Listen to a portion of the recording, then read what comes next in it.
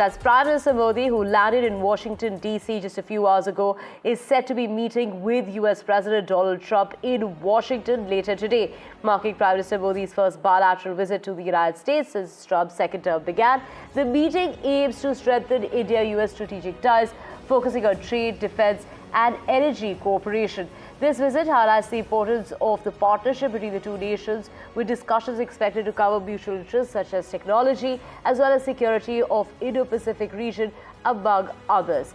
Prime Minister Modi's visit to the White House comes as Mr. Trump is in the fourth week of his second presidency since his inauguration. He has met only Israel's Prime Minister, followed by Japan's Prime Minister and Jordan's King. One key issue that may be discussed during Mr. Modi's visit is the humane treatment of the Indian deportees. Of course, Prime Minister Modi arrived in Washington, D.C. and he also met with US Intel Chief Tulsi Gabbard. And also the meeting between the two leaders comes amid heightened tensions surrounding Trump's trade tariffs on several countries, his controversial Gaza peace plan, and his ongoing mass deportation of illegal immigrants. And we have Alistair joining us all the way from Washington, D.C.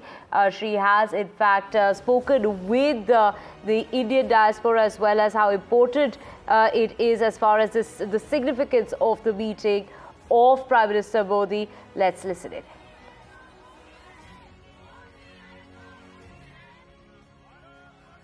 Looking ahead to Prime Minister Modi's visit here to Washington, D.C. as he meets with President Donald Trump, I'm joined by Surjan Palkar. He's with one of the United States' most prominent think tanks, the Atlantic Council. Thanks very much for joining us here, Surjan. Alistair, thank you for having me. Most welcome. Now, Surjan, we know that Donald Trump has been on this trade tariff rampage, targeting Mexico, Canada, China. What can Narendra Modi really do in order to make sure that India doesn't face those punishing tariffs? There's going to be some give and take. What will India give and what will the United States likely take? It depends to be seen what concessions the Prime Minister offers the President. We have some background on this through the first term as well, and in the patterns that we have seen with President Trump's dealings with his neighboring countries.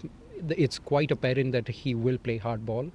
But as we've seen, the Prime Minister is coming with some tariff concessions. I presume that the Prime Minister's team will be ready with their comebacks on the steel and aluminium tariffs that are being planned, and why, if India should get exemptions in that regard. If there was one trump card, so to speak, that Narendra Modi has in terms of the give factor, would you think purchasing of defense equipment might be one of them, perhaps? Absolutely. I think if President Trump raises the trade surplus or deficit, depending on how you look at it, with the Prime Minister can absolutely offer defense equipment procurement as an alternative to bridge that gap. I will say that it's not a huge gap, but given President Trump's preference on trade, it's likely to be a point of discussion for sure. What are the other things that we would likely see that would please President Trump to possibly think that, okay, I am happy with what India is offering, and maybe let's not go ahead with those tariffs, though he's repeatedly called India in the past a tariff king? Absolutely. We should remember that this is a huge opportunity for big wins on both sides as well. Unlike with a lot of other countries, India and the US do not have a free trade agreement. That was started in the first Trump administration, the discussions.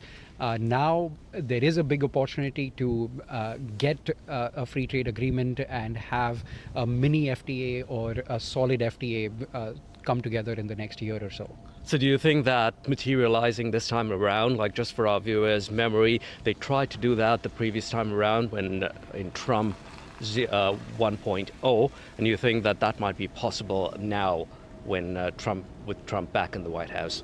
They would want to revive it, and in my analysis, I would say that they should want to revive it. I think a US-India trade agreement is a long time coming. So where's the stumbling block? On the US side, on the India side? I don't know if it's a stumbling block. It wasn't pursued under the Biden administration, probably due to differing priorities, and was a priority in the later part of the first Trump administration.